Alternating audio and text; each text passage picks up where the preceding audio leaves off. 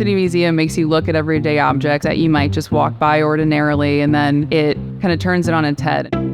There's just so much to look at, so much to always point out. That element of surprise, things to just visually explore. It's just found objects put together really, really cool. We have walls made out of soda bottles. I'll see something and I'll say, how long has that been here? We've got walls made out of the cafeteria pans. Sometimes it's 20 years, sometimes it went in yesterday. We also have walls made out of printing plates. You can never see everything. 25 years and I haven't seen everything. And that's because there's always something new. I usually start with talking about the building itself. So it was part of the International Shoe Company. It was sort of this perfect storm in 93 when Bob and Gail bought the building, that a lot of places were being torn down in St. Louis. We got a lot of material to build with to fill this giant, 600,000 square foot space. What City Museum is? A guy named Bob Castley bought a building very, very cheap, and then he filled it with a bunch of shit that was left over from other places. And they created cool patterns that we could climb on. Back in the day when it was Bob was the force. You were the hand that kind of helped him mold it. Here, somebody will come up with an idea. It could be a floor staff, housekeeping, whatever. As long as it's a good idea and it fits the vision, we'll play with it. One of the greatest things we are able to do here is inspire people to make that piece of art.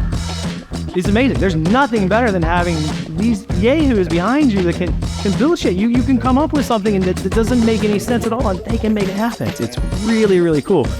Having the benefit of 25 years experience, we're a little bit maybe more deliberate in how we build. Under the guidance of Rick, it's more of a collaborative experience, and I think that that's been really neat to see, because it really means that the different artists are able to come out and use their own aesthetic and their own vision. That's the best version of the museum, is what people are fascinated by and what they're passionate about and what they love kind of makes its way in here. When you walk in the front entrance, the reason we built the walkway around it, so you start to feel it as you come in. You're like, all right, I'm into something. Now I'm a part of something. So, it's the only place you can climb on almost everything. I think it's easy for people to come in and they see the slides and the tunnels and they're like, oh, it's a playground, which it is absolutely that. But it's also, history and these giant sculptures that you're able to crawl through and experience. I feel like my job is to kind of provide context to what you're looking at and explain why it's so cool. I think also the museum builds confidence. It's one of the coolest things. Skateless Park, I can watch those bowls and you see those kids. One year they won't go, but you see the same kids come back and slowly they work their ways up. It's just so nice to see those things happen. It's difficult to express what a fun and intriguing and inspiring environment this can be. I'm 100% biased, but I think it's the best place in St. Louis and definitely worth seeing. City Museum couldn't exist anywhere else. It really is an experience for everybody.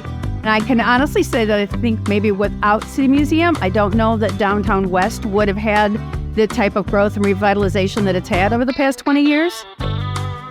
One thing that is kind of exciting for us right now is we are expanding into different, not only areas of entertainment, but areas of art. There's a effort now to reach out into the city and getting in touch with more local artists.